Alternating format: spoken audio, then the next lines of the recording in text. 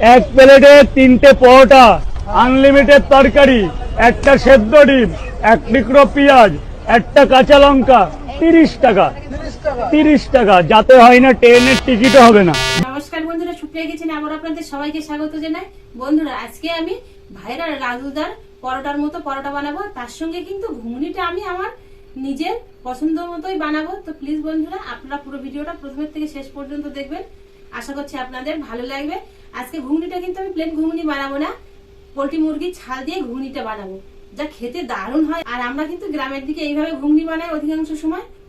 এই ঘুগনিটা আপনারা ভাত, রুটি, পরোটা, পাউরুটি সবকিছুর সাথে খেতে পারবেন। আশা করছি আপনাদের ভালো লাগবে। যে সকল বন্ধুরা ইউটিউব চ্যানেল থেকে দেখছেন, আপনারা প্লিজ নতুন বন্ধু হয়ে থাকলে বেল আইকন সবাই সাবস্ক্রাইব করবেন, আর ফেসবুক পেজ থেকে দেখলে পেজটিকে ফলো করে পাশে থাকবেন। ঝটপট রেসিপিটা শুরু করে দেবো। প্রথমে আগে বুটটা সারা রাত ভিজতে দিয়েছিলাম। বুটটা ভিজে নরম হয়ে গেছে। বুটটা আগে সেদ্ধ করতে বসিয়ে দেবো। বুটটা ধুয়ে তারপরে ভেজাতে দিয়েছিলাম, সারা রাত ভিজিয়ে রেখেছিলাম। দেখুন বুটগুলো ভিজে আর এরকম একদম মোটা মোটা হয়ে গেছে। তারপরে আমি ধুয়ে পরিষ্কার করে নিয়েছি। এবার এর মধ্যে পরিষ্কার জল দিয়েছি। পরিষ্কার জল দিয়েছি যাতে বুটটা সেদ্ধ হয়ে যাবে। আবার এই পরিষ্কার জল দিয়ে কিন্তু রান্নাটাও হবে। বুটটা সেদ্ধ করতে বসিয়ে দেবো।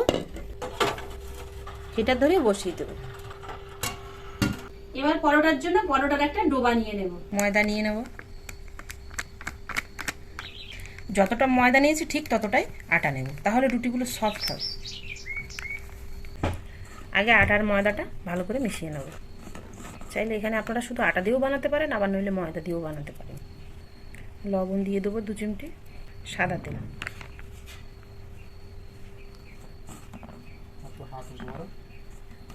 এবার অল্প অল্প জল দিয়ে মাখাবো।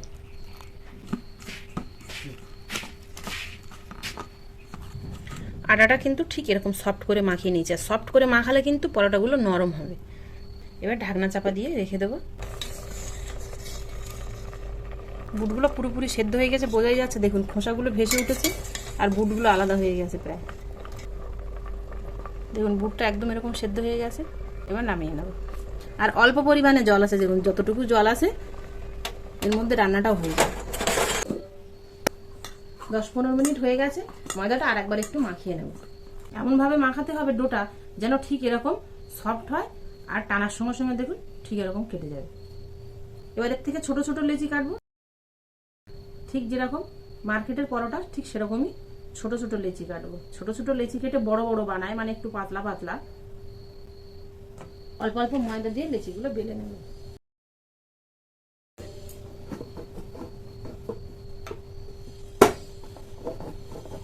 দেখুন ঠিক এরকম একদম মার্কেটের মতো পাতলা পরোটা বানিয়ে নিয়েছি। আর একদম কিন্তু টান খায়নি, দেখবেন এরকম খুব সুন্দর বড় বড় হবে।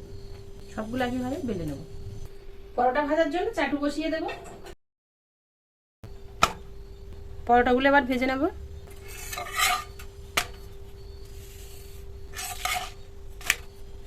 আমি সাদা তেলে ভাজছি, তবে আপনারা ডালনা দিয়ে ভাজতে পারেন।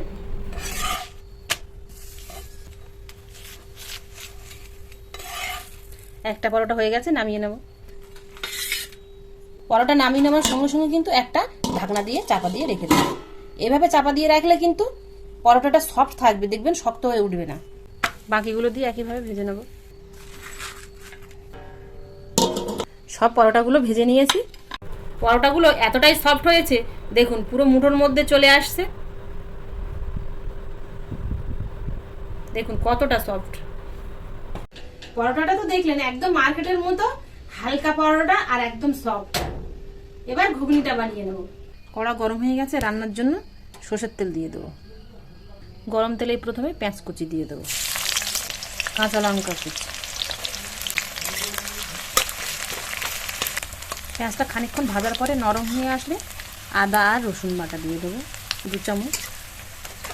পেঁয়াজ রসুনটা খুব ভালো করে ভেজে নিয়েছি। পেঁয়াজ রসুন মশলার মধ্যে যে জল থাকে সেই জলটা শুকিয়ে গেছে আর এরকম তেল ছেড়ে আলাদা হয়ে গেছে মশলাগুলো। এবার এর মধ্যে 2টো মিডিয়াম সাইজের টমেটো কুচি দিয়ে দেবো।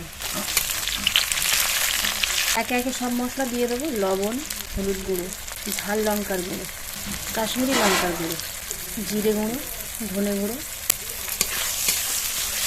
এই তেলেই কিন্তু মশলাটা কষানো হয়ে যাবে, জল দিতে হবে না। মশলাটা হালকা একটু ভেজে নিয়েছি। এ সাইডে ঘুগনির সাইজ করে আলু এরকম ছোট ছোট করে কেটে নিয়েছি, আর পোলট্রি মুরগির ছাল এরকম টুকরো টুকরো করে কেটে নিয়েছি। ছাল কিন্তু রান্না হতে বেশিক্ষণ সময় লাগে না। সবগুলো ধুয়ে কেটে পরিষ্কার করে নিয়েছি। এবার এর মধ্যে দিয়ে দেবো।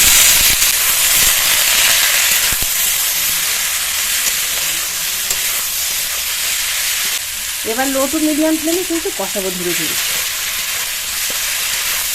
প্রথমে 2-4 মিনিট একটু ঢাকনা চাপা দিয়ে দিয়ে কষাবো, তাহলে আলুটা ঝট করে সেদ্ধ হয়ে যাবে। 3 মিনিট মতো ঢাকনা চাপা দিয়ে কষিয়ে নিয়েছি। এবার খোলা অবস্থাতে আর 3 মিনিট কষিয়ে নেব। কষাতে কষাতে কিছুক্ষণ পর থেকে দেখবেন পোলট্রির ছাল তো, তার থেকে দেখবেন এই যে তেল ছাড়ছে। আর এই তেলের মধ্যে রান্নাটা হয়ে যাবে, সেই জন্য রান্নার সময় একটু কম তেল দেবেন, খুব বেশি তেল দেওয়ার দরকার নেই।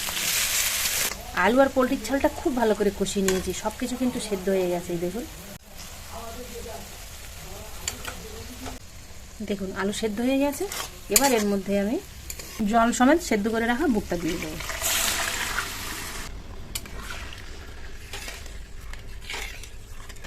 লবণ দিয়ে দেবো। বুটগুলো যখন প্রথম দিয়েছিলাম তখন কিন্তু সাদা সাদা দেখাচ্ছিল, কিছুক্ষণ ফোটার পরে দেখুন কালারটা আবার এর সাথে একদম মিশে গেছে। একদম সামান্য কিছু মশলা দিয়ে কিন্তু আমি রান্নাটা করছি। দুটোটা আলু একটু গালিয়ে দেবো, তাহলে ঝোলটা একটু ঘন হবে। আলু আর বুট এভাবে একটু গালিয়ে দেবো।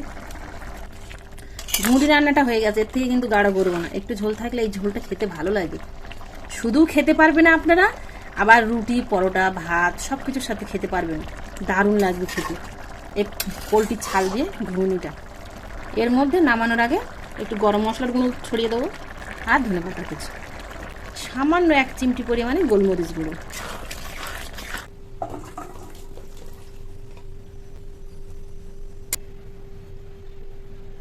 পরোটা ঘুগনি দুটোই বানিয়ে নিয়েছি, এবার শুধু খাবার পালা। রেসিপিটা আপনারা অবশ্যই বন্ধুরা বাড়িতে বানিয়ে খেয়ে দেখবেন। খাবার পরে যদি ভালো লাগে তাহলে আমাকে কমেন্টে জানাবেন। আর প্লিজ বন্ধুরা লাইক করতে ভুল করবে না। আবারও দেখা হবে আপনাদের সাথে পরবর্তী নতুন কোনো ভিডিওতে। ততক্ষণ আপনারা সবাই ভালো থাকবেন আর সুস্থ থাকবেন।